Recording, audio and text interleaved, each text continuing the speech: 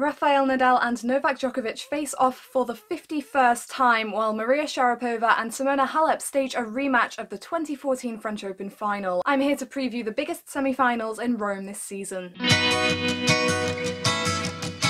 Hey guys, welcome back to the tennis vlog. Don't forget to subscribe if you haven't done so already, as per usual. Last video that went up was the preview and predictions video for the Madrid quarterfinals. I'm very sorry that I haven't done a video since then. Blame the Madrid Masters / the Madrid Open. The schedule was really weird, all the matches were finishing really late. Rome has also been a bit of a struggle. I mean, most matches are finishing early morning. I was really hoping that all 4 semi-finals would be set in order for me to do a very brief preview and predictions video, but no, there's still one left to be completed. So what I decided to do instead was preview the biggest clash on the men's side and the biggest clash on the women's side, just so that we actually get a video up. So before we get going, I apologise if I speak too fast. I apologise for several things because I don't really have any stats. I don't really have any planning for this video. I'm just sat here talking off the top of my head, giving you general things that I've picked up from matches this week, because if I don't just sit here and get it done and get it filmed, the likelihood is I'm not going to get a video up. I don't have as much time to spend on editing either, so that's just the situation we have here, and hopefully in future things won't be so difficult. So jumping straight in with the biggest WTA semi-final. The semi-final that holds most interest for most people is top seed Simona Halep's clash with current world number 40 Maria Sharapova, who has previously won this event twice. Sharapova really had to fight for her place in the semi-finals, coming past reigning French Open champion Jelena Ostapenko in 3 sets. Halep, meanwhile, has breezed into the last 4 with a win over Caroline Garcia, who was also a semi-finalist in Madrid last week. Halep only dropped 5 games en route to that victory. So first, a look at Maria Sharapova, who has definitely been enjoying her most successful tournament since returning from a drugs ban last year. Now, before we go any further, I do want to briefly address something surrounding that, and if you are a Sharapova fan and you don't want to hear about the whole meldonium thing again, then I suggest you skip to the part of the video that will be referenced up here. But this is something that I've been feeling this week, and I just want to get it out there before I move on with the actual preview of this match. When Sharapova returned to tennis from her ban, and I'm going to presume that everybody knows at least the basic details about that now because I've talked about it several times and it's been everywhere. When she returned from that, it was always going to be a kind of lose-lose situation for Sharapova in one respect, because of things that she said after she came back and because of things that she said when she first announced that she had failed the drugs test. Sharapova definitely made out that meldonium was a medication that she needed for her health and for her ability to play tennis. So when she came back, however well she performed, with at least fans and observers, it was going to be a lose-lose situation, because if she was losing the long 3-set matches that she used to be so efficient in before her ban, people would be saying, oh, well, she's not using meldonium, so this shows that meldonium had an effect on how she played and that she actually needed it in order to compete. And that has been said quite a bit, because Sharapova has been struggling when matches have gone the distance, if she's even been able to push them the distance, because she has been struggling since her return. But then, if Sharapova starts winning 3-set matches, you have to ask the question why this is able to happen, because Sharapova made out that she needed meldonium for her health and for her ability to play tennis. So when she's coming through matches like the one against Ostapenko in the quarterfinals of Rome, you have to ask the question, how much did she need it in the first place? Because if she's able to come and endure a match that lasts over 3 hours with apparently no replacement medication, because when journalists have asked her what she has used to replace meldonium, she has declined to answer the question. There is just so much doubt overshadowing Sharapova in this situation. People want to move on, and I can understand that. I myself want to move on, but it is so difficult to move on when there are so many questions that have been left unanswered and so much stuff that has apparently been brushed under the carpet. And the reason I wanted to talk about this is just because it's always now at the back of my mind when I'm watching a Sharapova match. It was something I was very much thinking about as Sharapova came through that marathon battle with Jelena Ostapenko. Looking purely at Sharapova and her tennis, she has done very well to reach the semi-finals in Rome, especially after the poor form that came before that. However, she did have a decent run in Madrid Madrid going to the quarterfinals there, so it's likely she picked up a bit of confidence and she had that time on court. And since Sharapova has returned, she has picked up some injuries and really struggled with her physical fitness a bit alongside everything else and not really finding her groove on court. So it was definitely really important for her to have those matches. Practicing is very much different to actually playing matches, being in those pressure situations and responding to certain situations in matches. So it was definitely really important for her, I feel, to have that little run in Madrid and then have 2 long matches to open her campaign in Rome. Dominika Cibulkova is not the player she once was, and Sharapova took her down in 3 sets in the second round, but she still had to dispatch Ashley Barty in the first round, and Barty has a really full repertoire and loads of weapons and a great backhand slice that should really work well on clay.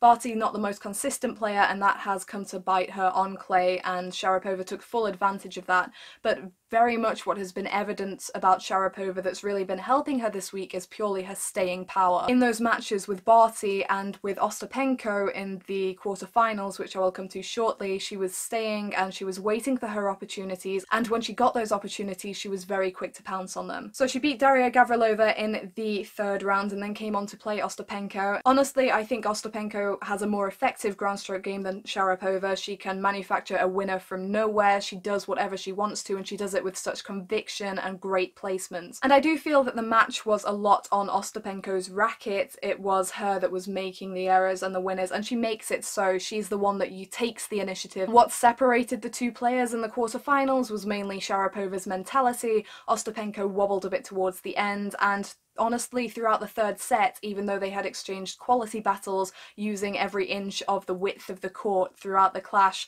it was very much a matter of crumbly mentalities in the third set and which player would hold it together, and it was in that third set that Sharapova's experience really showed, and she looked better and more confident, I think, than she has done since her return to tennis. Ostapenko definitely had chances that she didn't take, and that's the story of her game really, because she goes for so much. You could see Sharapova's confidence through the way she was going for the sidelines, through the way she was attacking, and the way she was staying calm under pressure. Her forthcoming opponent, meanwhile, Halep, has not been in any of those situations in Rome, and she has also played 1 less match because Madison Keys withdrew before their third round match. So as I've mentioned, Halep raced past Garcia in the quarterfinals, which honestly I was expecting. Garcia made the Madrid semi-finals last week, but then she was comprehensively beaten in the last 4. She is good to an extent, and there are always players that are better than her, and Halep in her opening match in Rome, which I will come to shortly, showed that she is very much businesslike here in Rome at the moment. I think what's most impressive about Halep's win over Garcia is the way that she was able to continue her form of the second round even though she was skipping the third round, because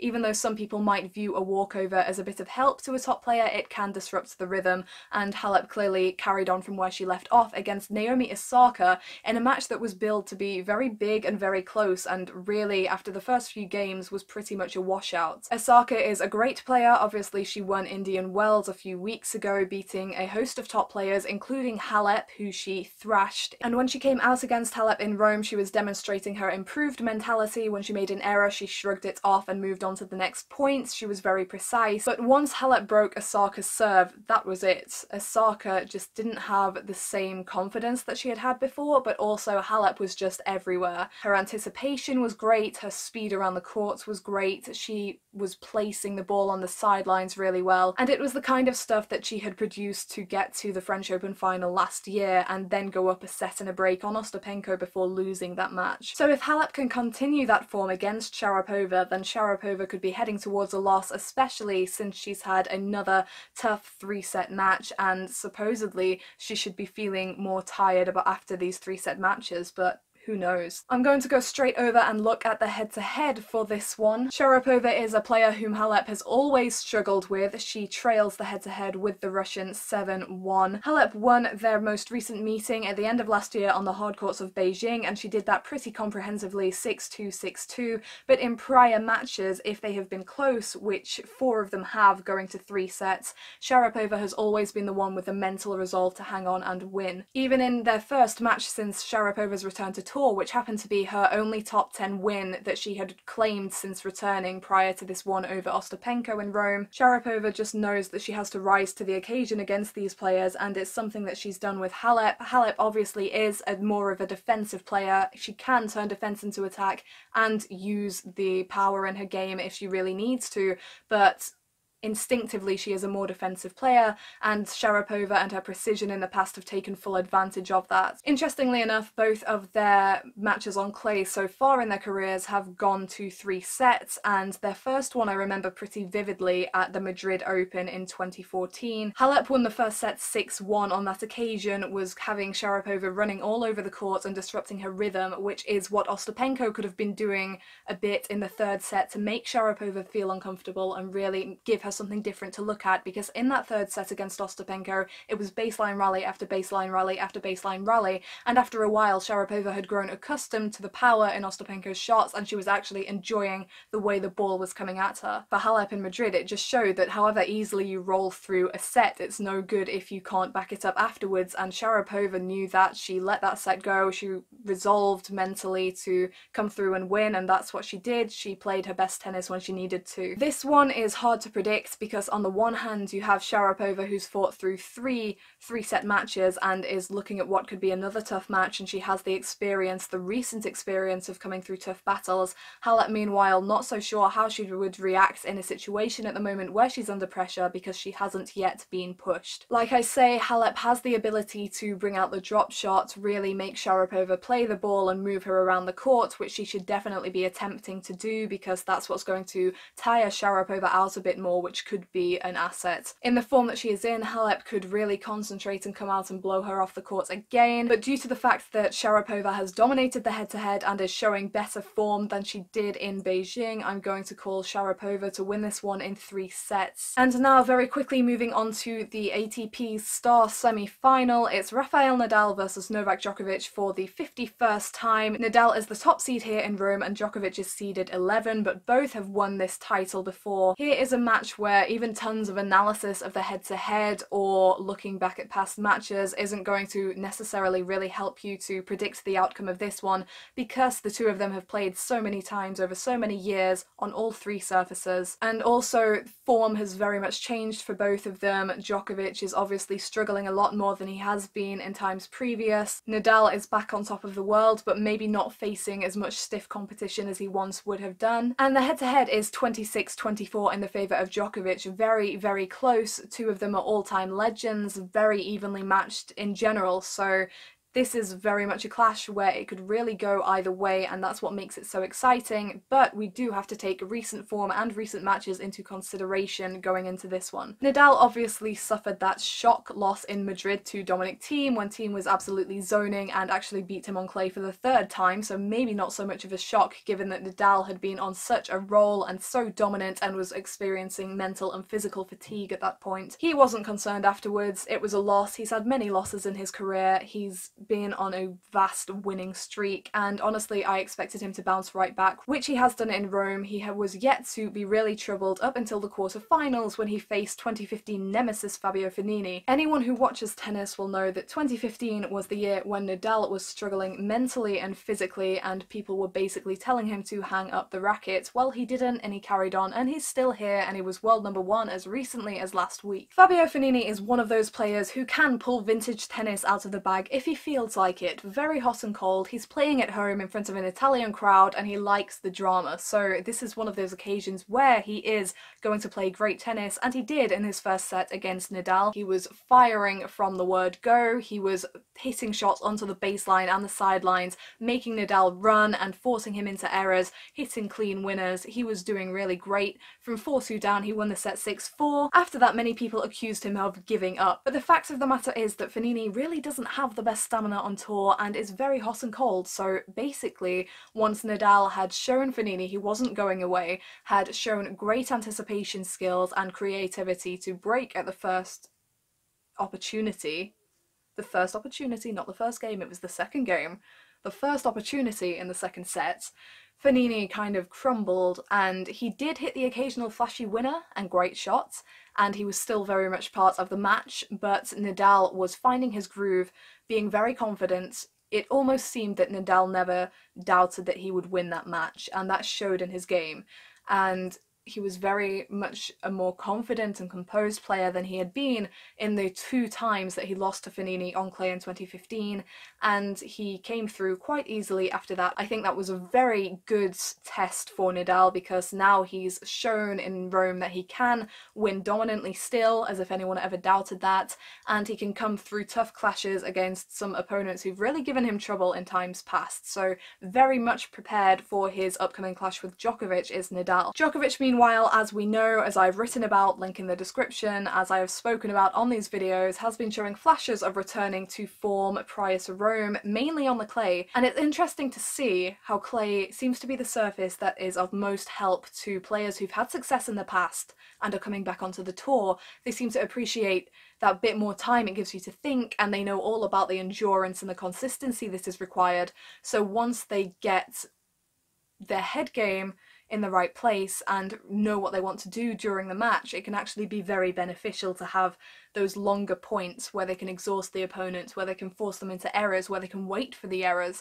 And this we are seeing a bit with Djokovic at the moment. Definitely he seems more confident, he has got that athletic ability back, he's everywhere on the court, getting to all the balls, really engaged in the match and all that's going on. And he has in recent times played matches where it's looked like he's back in the race and really coming back onto the tour in a very aggressive and intimidating way, and then he's gone on to lose his next match. In Rome he's had honestly a fairly decent draw. He beat hot and cold Alexander Dolgopolov in the first round, and Dolgopolov was pretty cold in that match. Nicolas Basilashvili in the second round, and he got past him very easily as well. And then Albert Ramos-Vinolas gave him a bit of trouble in the second set of their third round match, but Djokovic came through that one, and fair play to him, because Ramos-Vinolas came up with some really good tennis in that match, and Djokovic showed great control and composure at the end to serve it out at the second time of asking. With his win against Nishikori, that was big for Djokovic because he had obviously beaten Nishikori in straight sets in Madrid, and Nishikori was out for revenge. He was not happy with his level of play in Madrid. So even though he dominates the head-to-head, Djokovic was really made to work for it, but in a manner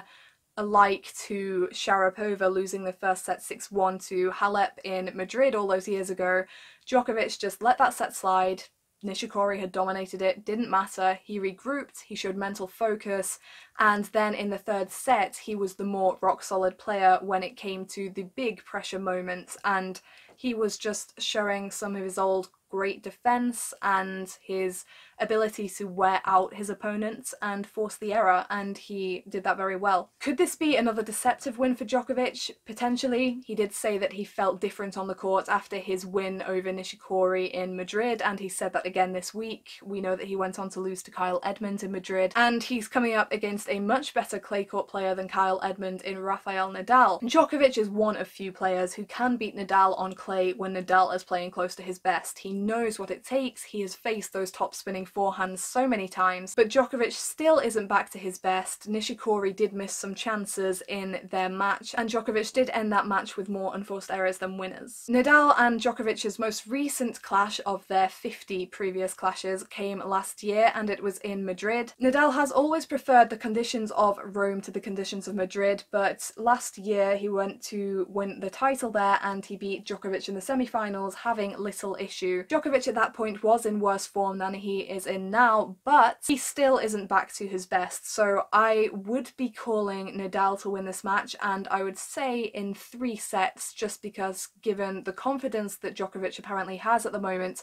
I think he could make this one close, and you know, he could even win it. But I think Nadal really showed where his mental game is at the moment with that win over Fognini. Just in this situation, I think Djokovic is building himself up really well for Roland Garros to actually be a threat and maybe even a contender there. I just keep saying with Djokovic, even though I believe he is going to come back to close to what he was before, he needs to get those consolidating wins, and at the moment I haven't seen him obviously consolidate the Nishikori win. He might go on to do this, but given that I haven't seen 2 really impressive wins back to back yet for Djokovic, I'm going to call Nadal in 3 sets. So presuming that I'm going to have got this up and edited, thank you for watching. This was so difficult to film. It's 10:30 at night. I had no notes, no stats, no nothing, and honestly I wasn't feeling it for most of the video, so I apologise if I didn't have the same energy or enthusiasm or engagement as I hopefully usually do. I'm not going to make promises about upcoming videos because I don't know when I'm going to be able to film videos again. If you want to know when there are going to be new uploads,